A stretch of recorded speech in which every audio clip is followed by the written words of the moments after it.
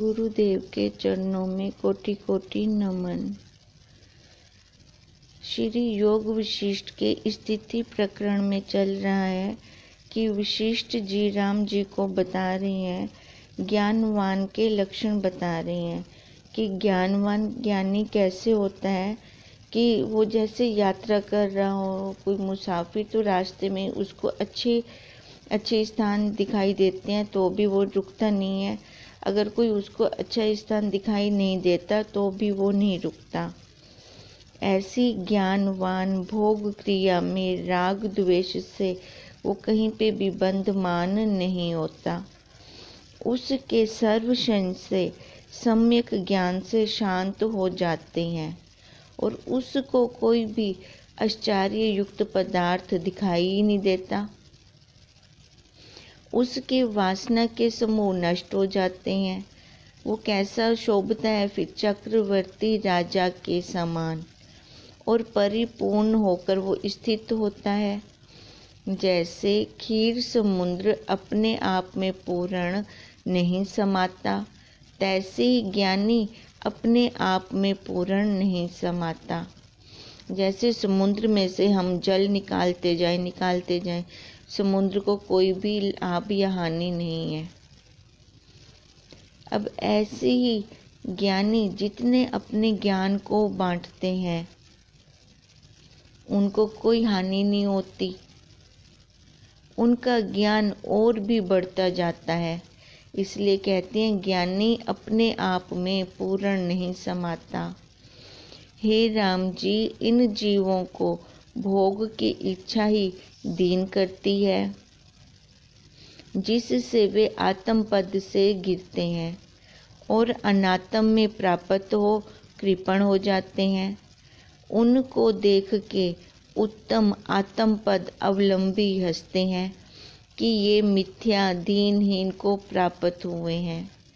जैसे कोई स्वामी होकर स्त्री के वश हो और स्त्री स्वामी के न्यायी हो तो उसको देख के लोग हंसते हैं, तैसे ही ज्ञानवान भोग की तृष्णा वाले को दीन देख के हंसते हैं। चंचल मन ही परम सिद्धांत सुख से जीवों को गिराता है।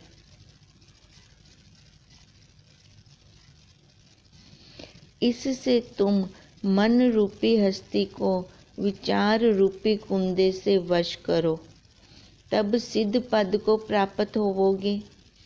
जिसका मन विषयों की ओर धावता है वह संसार रूपी विष का बीज होता है। इससे प्रथम इन मन को तारण करो, तब शांति को प्राप्त होवोगे। जो मानी होता है और कोई उसका मान करता है तो वह उपकार कुछ नहीं मानता, पर जब प्रथम उसको तारण करके थोड़े ही उपकार किए से प्रसन्न होता है, जैसे धान्य जाल से पूर्ण होते हैं, तब जल के सींचने से उसमें उपकार नहीं होता। जैसे धान्य जल से पूर्ण होते हैं, तब जल के सींचने से उसमें उपकार नहीं होता। और जो ज्येष्ठ आषाढ़ की धूप से तप्त होते हैं तो थोड़ा जल सींचने से भी उनको अमृतवत होता है। देखो, जिसको प्यास ही न लगी हो उसको हम पानी दें तो उसको कोई ज़्यादा फर्क नहीं पड़ेगा, और जो बहुत प्यासा हो उसको हम अगर एक गिलास आधा गिलास भी पानी का दे दें तो वो देखो कितना उपकार मानेगा।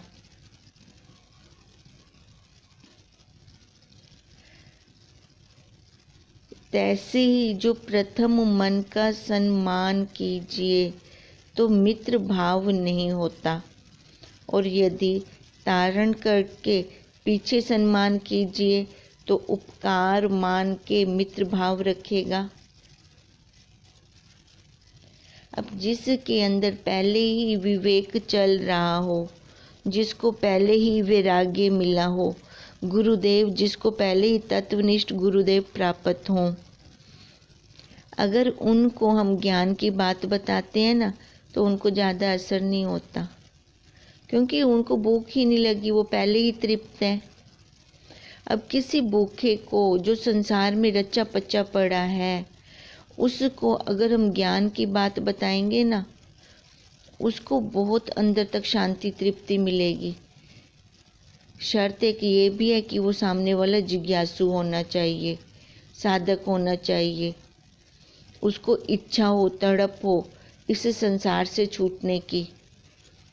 फिर वो देखो हमारा कितना उपकार मानेगा। जब संयम करके निर्वाण हो तब यह सम्मान करना चाहिए कि संसार के पदार्थों में बरतना। अब व्यवहार में कब आए? जब मुमुक्षु अपने आप में पूर्ण हो, उसके अंदर इतनी दृढ़ता हो कि जहाँ मर्जी वो बैठ जाए, उस पे बाहर की परिस्थिति का प्रभाव न पड़े, वो अपनी खुशबू हर जगह छोड़ता जाए। इतनी जब उस साधक के अंदर, उस जिज्ञासु के अंदर दृढ़ता आ जाती है, तब उसका काम सफल होता है। नहीं तो गुरुदेव पहले कहते हैं एकांतवास लो, क्योंकि हम बाहर तो निकल जाते हैं, हमारी वृत्तियां बाहर तो निकल जाती हैं, फिर हम उनको अंदर वापस नहीं लौटा सकते। वापस लौटाने में हम असमर्थ हो जाते हैं। तब वह शत्रु भाव को त्याग के मित्र हो जाता है। कौन? ये मन। ये मन ही तो हमें विषयों की तरफ बाहर को निकालता है, हमें बाहर की तरफ लेके जाता है, अपनी वृत्ति बाहर चली जाती है। जब हम अपने मन के साथ मित्रता कर लेते हैं तो यही मन मनन करके हमें अपने स्वरूप तक पहुंचाता है। जैसे वर्षा काल में जब नदी जल से पूर्ण होती है, तब उसमें जल का उपकार नहीं होता, पर शरद काल में जल का उपकार होता है। जैसे राजा को और देश को राज्य प्राप्त हो तो वह कुछ प्रसन्न नहीं होता, क्योंकि वो तो पहले ही राजा है। पर यदि प्रथम उसे बंदी खाने में डालिए और फिर थोड़े ग्राम दीजिए तो उससे प्रसन्न होता है। अब जो राजा नहीं है, जिसके पास सारी सुख सुविधा सामग्री नहीं है, अब उसको राजा बना दिया जाए या उसको कुछ थोड़े से देश दे दिए जाएं तो उसको कितनी प्रसन्नता होती है। तैसे ही जब मन प्रथम को ताड़न कीजिए, तब थोड़े सम्मान से ही ये प्रसन्न हो जाता है, तब इसमें सुख आता है, तब ये वो आनंद अनुभव करता है। क्योंकि बाहर विषयों में तो ये भटकता रहा, आज तक इसको बाहर से तो कहीं से भी आनंद नहीं आया। सुख भले मिलता, विषयों का सुख होता है, अब वो सुख हमेशा रहने वाला नहीं होता। 2 या 4 दिन, ज़्यादा से ज़्यादा महीना लगा लो, फिर उसके बाद उसकी दूसरी जोड़ी दुख ने आना ही आना है। अब जब एक बार उसको गुरुदेव के चरणों में जबरदस्ती बिठा दो, फिर देखो बिठाया हमने जबरदस्ती है, फिर छोड़ दें, फिर उसको बोले अब तेरी मर्जी, तू बैठ जा। अब उसको एक बार हमने कंपैरिजन करवा दिया, अब बाहर के विषयों का उसने सुख भी देखा और गुरुदेव के महावाक्यों का उसने आनंद भी लिया। अब आनंद तो ऐसा है, उदाहरण ही है, साथ के साथ हमें मिल जाता है। बाकी विषयों का सुख उधारा है, उसके लिए हमें किसी और के ऊपर डिपेंड रहना पड़ता है। अब जब ये साधक को, जिज्ञासु को ये बात समझ में आती है तो वो फिर उपकार मानता है जो उसको गुरुदेव के पास ले गया। इससे तुम हाथ से हाथ दबा के, दांतों से दांत मिला के और अंग से अंग रोक के इंद्रियों को जीत लो। ये सारी मन की ही वार्ता चल रही है। मन ही हमें बाहर विषयों में रुलाता है, मन ही हमें अपने मनन की तरफ लेके आता है। जब हम मनन करते हैं तो अपने स्वरूप की तरफ जाते हैं। मनुष्य के हृदय में मन रूपी सर्प कुंडल मार के बैठा है और कल्प रूपी विष से पूर्ण है। ये देखो, आज तक हम बाहर की तरफ क्यों रहे? हम बाहर क्यों निकलते गए? अपनी वृत्तियों को बहिर्मुख क्यों कर दिया? क्योंकि मन के लेखे लग गए। मन ने हमें रुलाया, मन ही हमें जगह जगह लेकर रुला रहा है, फंसा रहा है। और यही कल्पना से हमने अपना संसार बना लिया है और कल्पना कर कर के कलप रहे हैं, मर रहे हैं। अब गुरुदेव दिखा रहे हैं, अरे ये तूने खुद कल्पना की है, तूने अपना संसार खुद बना रखा है। उसके जगत को देख, उसका बनाया हुआ जगत आनंद रूप है, किसी को दुख देने वाला नहीं है। अगर तू खुद अपना संसार बना के बैठेगी अलग से तो कल्पती रहेगी, क्योंकि तूने ये कल्पना से बनाया। और कल्पना अपना अर्थ खुद बोल रही है, अरे कल्पना, कल्पना। अब यही कल्प रूपी विष से ये पूर्ण है। कौन पूर्ण है? जिसने अपना अपना संसार बना लिया, जिसने उसका मर्दन किया, उसको मेरा नमस्कार है। जिसने मन को जीत लिया, उसको मेरा नमस्कार है। वशिष्ठ जी राम जी को कह रहे हैं। इति श्री योग विशिष्ट स्थिति प्रकरणे शरीर नगर वर्णन नाम त्रयोदशम 23 सर्गा समाप्त। वशिष्ठ जी बोले, हे राम जी, अज्ञानी जीव महानर्क को प्राप्त होता है। आशा रूपी बाण की शलाका उसको लगती है और इंद्रिय रूपी शत्रु मारते हैं। इंद्रियां दुष्ट बड़ी कृतघ्न है। जिस देह के आश्रय रहती हैं उसको ही शोक और इच्छा से पूर्ण करती हैं। देखो, अगर हम इंद्रियों के विषयों की तरफ जाते हैं तो यही विष की तरह, सांप की तरह हमें हर टाइम डसती रहती हैं और अपना विष छोड़ती रहती हैं। ये महादुष्ट और दुखदायक भंडार है। अगर हम शरीर पर बैठते हैं तो इसका मटेरियल क्या है? ये इंद्रियां और इनके विषय। ये फिर अगर शरीर पे बैठते हैं तो इसका पूरा परिवार भी आता है, काम क्रोध लोभ मोह अहंकार। ये भी पूरा बिन बुलाए आते हैं और ये फिर अपना भंडारा करना शुरू कर देते हैं। अब इनके पास क्या है भंडारा करने को? राग द्वेष है, काम क्रोध है, लोभ है, अहंकार है। फिर इसमें अगर जीव लिपायमान रहता है तो उसके दुख शोक संताप कभी खत्म ही नहीं हो सकते। इनको तुम जीतो। सबसे पहले इस शरीर भाव से उठना है, इंद्रियों को जीतना है, मन को जीतना है। इंद्रियां और मन रूपी चील पक्षी हैं। जब इनको विषय भोग नहीं होते तब तो ये ऊंची उड़ान लगाते हैं और जब विषय प्राप्त होते हैं तब नीचे आके गिरते हैं। देखो, ऐसे भी हमने बहुत से मनुष्यों को देखा है कि जब कोई ज्ञान की बात चलती है तो उसमें भी वो पूर्ण होते हैं, उसमें भी वो ऊंची ऊंची बातें करते हैं। और जब कोई उनके आगे भोग विषय रखे जाते हैं तो फटाफट नीचे आ जाते हैं, इंद्रियों से नीचे गिर जाते हैं। ये तो फिर दोगलापन हो गया। कहाँ तो वो चील की तरह ऊंची उड़ान पे थे और जहाँ कोई मांस का लोथड़ा ना देखा फटाफट नीचे आ गिरे। जहाँ कोई ये विषय रूपी मांस का लोथड़ा ना देखा फटाफट चील की तरह नीचे आ गए। तो वो अपने आप से धोखा कर रहे हैं। सबसे ज़्यादा वो अपने आप को हानि कर रहे हैं।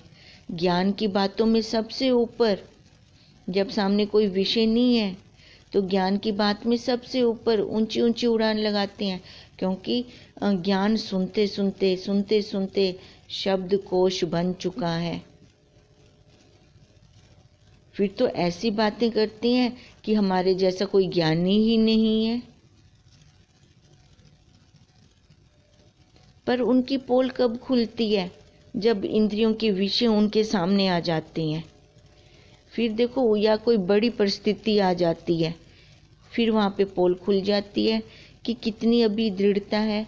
कि जब तक हमारी दृढ़ता नहीं होती, पक्की निष्ठा नहीं होती, बुद्धि में ये निश्चय नहीं कर लेते कि ये देह मैं नहीं हूँ, देह के विषय मेरे नहीं है, इंद्रियों के विषय मेरे नहीं है, मैं तो इनको जानने वाला हूँ, मैं तो राजा हूँ। जब तक ये वाली पक्की दृढ़ता नहीं होती, तब तक हम कर्मों से बच नहीं सकते। अब ये विषयों में गिरते हैं तो यही राग द्वेष ही तो लेते हैं, और क्या लेते हैं? इससे ज़्यादा हमने कुछ भी नहीं लिया। ऐसे ही फिर चील की तरह नीचे आ गिरते हैं। जिस पुरुष ने विवेक रूपी जाल से इनको बांधा है, किनको? इंद्रियों को, इंद्रियों के विषयों को, उसको ये भोजन नहीं कर सकती। ये इंद्रियां दाहकारी, उसको फिर नहीं जला सकती। जैसे पाषाण के कमल को हाथी भोजन नहीं कर सकता। पत्थर पे फूल बना हुआ है, अब उसको हाथी क्या खाएगा? हे राम जी, ये भोग अपात रमणीय और अत्यंत वीरस हैं। जो पुरुष इनमें रमण करता है वह नरक को प्राप्त होता है, और जो पुरुष ज्ञान के धन से संपन्न है और देह रूपी देश में रहता है वह परम शोभा पाता है। वो जान रहा है ज्ञान से इस देह को भी पड़ोसी की तरह देख रहा है। जैसे हम किसी दूसरे को देखते हैं, वो इस देह की इंद्रियों को, विषयों को वो अपने से अलग देख रहा है, इनका भोग नहीं कर रहा। तभी स्वामी जी बार बार कहते हैं, देवता भोगा मत करो, देखा करो। अगर हम देखने में रहेंगे ना, अब अगर किसी का एक्सीडेंट हुआ, हम अलग से देख रहे हैं, अब दुख तो उसका होगा जिसका एक्सीडेंट हुआ, उसको ज़्यादा दुख होगा। जो देख रहा है उसको इतना दुख नहीं होगा। अब इन इंद्रियों के द्वारा हम पहले जा जाके एक एक के साथ टक्कर मारते थे, क्योंकि अहंकार था, मेरे जैसा कोई नहीं है, इसने मेरे को बोला कैसे, इसने ये शब्द मेरे को कहा कैसे। अगर देह पे बैठे हैं तब तो ये इंद्रियों की सारी विषय मेरे को सच्चे सच्चे लगते हैं। अगर इंद्रियों पे हम नहीं बैठे तो देखो, कान इंद्री का विषय शब्द, अब वो शब्द कान ग्रहण करता है, मैं ग्रहण नहीं करती। अब जिसने मेरे को कुछ कहा भी तो कौन सी इंद्री के द्वारा मेरे अंदर आया? कान इंद्री के द्वारा। कान इंद्री को तो कुछ ना लाभ हो रहा है, ना हानि हो रही है, ना दुख हो रहा है, ना सुख हो रहा है, क्योंकि आने का माध्यम वही है, वही इंद्री से वो हमारे अंदर आता है। अगर उसको मैं अपना मानती हूँ तो दुखी सुखी होऊंगी। नहीं तो सबसे पहले उस कान इंद्री को इफेक्ट होना चाहिए, जहाँ से वो अंदर आया है। उसको तो कोई इफेक्ट हो ही नहीं रहा, तो मेरे को क्यों हो रहा है? मैं क्यों उसके शब्द सुनकर विचलित हो रही हूँ? प्रसन्नता वाले हैं, मेरी कोई प्रसन्नता कर रहा है तो फूली नहीं समाती। अगर मेरे को कोई अपशब्द बोल रहा है तो सबसे ज़्यादा दुखी हो रही हूँ। क्यों हो रही हूँ? जबकि कान इंद्री को ये दुख सुख लेना चाहिए था, उसका धर्म है शब्द को लेना, उसको कुछ भी नहीं हो रहा। तो मैं जीव बनकर क्यों ये दुखी सुखी हो रही हूँ। जब ये विवेक जगता है मनुष्य के अंदर, तब वो इसको अपने से अलग देखता है। वह परम शोभा को फिर प्राप्त होता है और आनंदवान होता है, क्योंकि अपने से अलग देख रहा है ना वो सारा कुछ। क्योंकि बड़े ऐश्वर्य से उसने इंद्रिय रूपी शत्रु को जीत लिया है। अब बड़ा ऐश्वर्य मतलब बड़ा पुरुषार्थ। अब उसने इतना पुरुषार्थ किया है, इतना पुरुषार्थ किया है। देखो, अगर हम संसार वाला कोई भी कर्म करते हैं तो वहाँ पे भी तो पुरुषार्थ चलता है। बच्चे डॉक्टर बनते हैं, रात रात भर बैठ बैठ के पढ़ते रहते हैं वो, क्योंकि उनकी खुद की जिज्ञासा है कि मेरे को डॉक्टर बनना है। अब ऐसे ही अगर हमारी खुद की जिज्ञासा हो, देखो वहाँ पे तो वैकेंसियाँ हैं चाहे नहीं है, अनलिमिटेड है ना। अब सभी कहें कि हम गवर्नमेंट जॉब में जाएं, अनलिमिटेड नहीं है वहाँ पे वैकेंसियाँ, लिमिट में है। और इधर अगर सभी अपना पुरुषार्थ करें, वहाँ पे तो बहुत ज़्यादा पुरुषार्थ है, यहाँ पे इतना पुरुषार्थ नहीं है। यहाँ पे सिलेबस भी लिमिट में है। गीता के देखो 18 अध्याय ही हैं, कोई ज़्यादा अध्याय तो नहीं है। और कब से वो 18 के 18 ही हैं।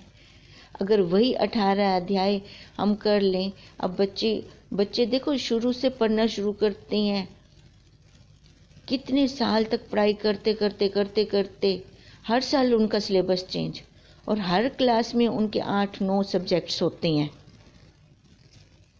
और वही उन्होंने करने होते हैं।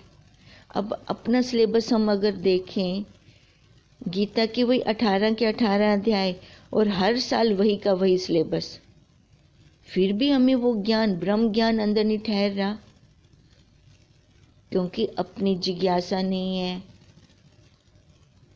हमें वो तड़प नहीं है। जैसे बच्चे को होती है कि मेरे को डॉक्टर या इंजीनियर बनना है, जिसकी खुद की जिज्ञासा है वो बनेगा। जिसको पेरेंट्स बोलेंगे कि तू पढ़ाई कर, पढ़ पढ़ पढ़, वो कभी नहीं पढ़ता, क्योंकि उसको अपनी जिज्ञासा ही नहीं है।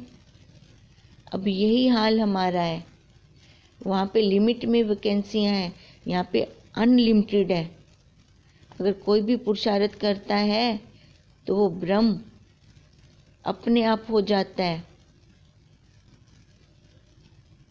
उसको किसी और इंटरव्यू देने की ज़रूरत नहीं पड़ती। यहाँ उधर बाहर देखें तो कितने सारे इंटरव्यूज होते हैं, फिर उनको भी आगे पार करना पड़ता है।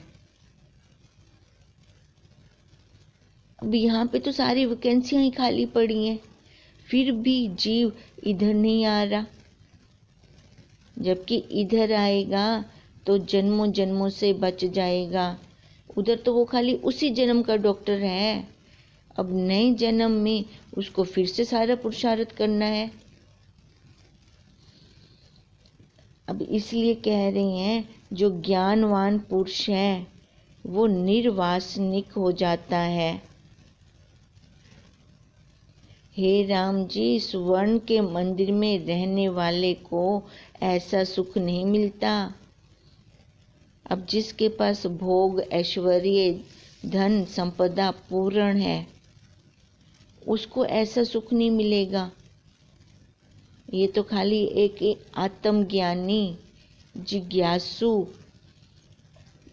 जिसने अपनी इंद्रियों को जीत लिया है, उसके पास चाहे बाहर की सुख सुविधा, संपदा, धन दौलत, ऐश्वर्य चाहे ना भी हो, तो भी वो अपने आप का राजा है, वो शहंशाह है। जिस पुरुष ने इंद्रियों और असत रूपी शत्रु को जीता है, वह परम शोभा से शोभता है। जैसे हिम ऋतु को जीत के बसंत ऋतु में मंजरी शोभती है। पहले तो उसने पुरुषार्थ किया, उस आंधी तूफान से उस मंजरी ने लड़ाई की, फिर बसंत ऋतु में देखो वो कितनी शोभा पा रही होती है। जिस पुरुष के चित्त का गर्व नष्ट हुआ और जिसने इंद्रिय रूपी शत्रु जीते हैं, उसकी भोग वासना नष्ट हो जाती है। ये देखो अहंकार अहंकार भी तो हमें कितना सिर चढ़ चढ़ के बोलता है। ये मान अपमान हमें क्यों लगता है? देखा, किसी ने दो शब्द कहे नहीं तो हम इतने नीचे गिर गए, पतन हो गया। कहाँ तो हम ब्रह्म ज्ञान की क्लास में बैठे थे और कहाँ हम नीचे। देखो कहाँ, इसका क्या मतलब है? क्लास में बैठे थे, उस क्लास में थे, पर असर कुछ भी नहीं हो रहा था।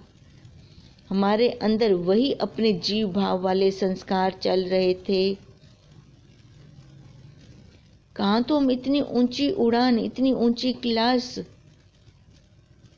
और सामने से कोई ऐसी परिस्थिति आई नहीं। कहाँ हम नीचे गिर गए, कहाँ पतन हो गया। तो अपना निरीक्षण हम खुद करें कि मैं कहाँ पर हूँ। अगर मैं देह भाव पे बैठी होंगी तो मान अपमान लगेगा और वहाँ पे सुख दुख भी आएगा। अगर मैंने देह भाव, अपने अहंकार कहाँ है? शरीर में तो है। अहम भाव कहाँ है? शरीर में है। कितना अहंकार कर लेता है ये जीव।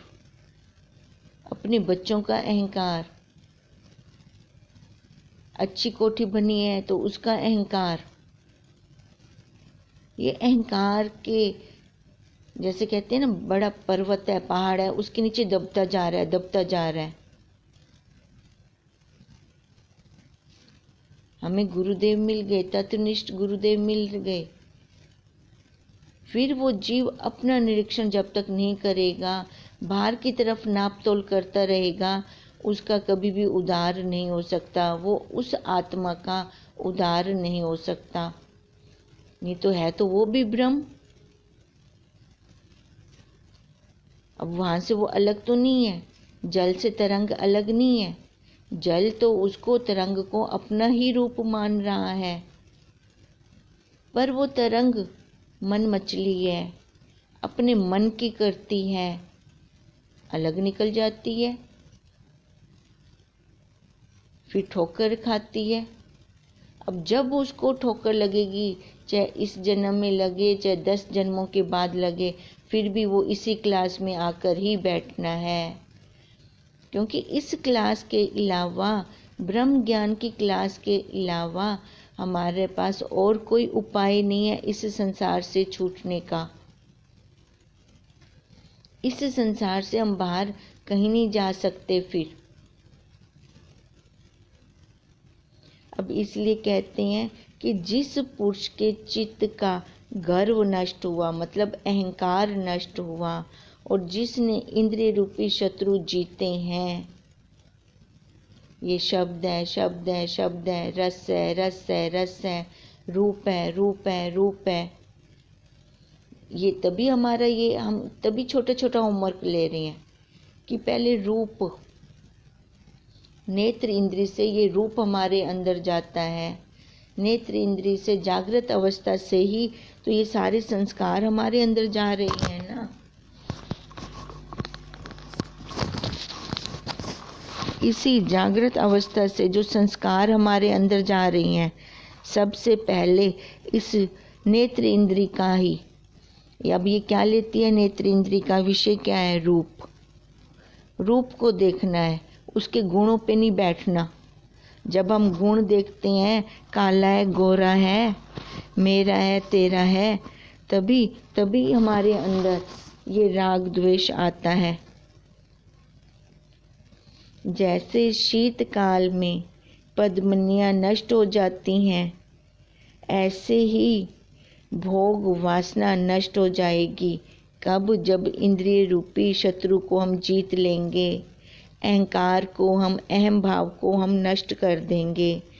हे राम जी, वासना रूपी बेताल निशाचर तब तक विचरते हैं जब तक एक तत्व का दृढ़ अभ्यास नहीं होता।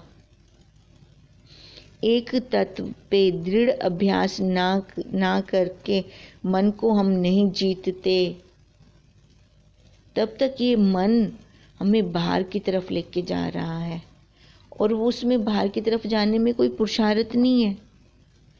पानी का भाव नीचे की तरफ बहना है। ऐसे ही मन का क्या स्वभाव है, नीचे की तरफ, विषयों की तरफ जानना। जब पानी को हम ऊपर चढ़ाते हैं, कितनी हाई वोल्ट मोटर लगानी पड़ती है, फिर जबकि वो पानी ऊपर जाता है और हमारे ऊपर रखी हुई टंकी भरती है।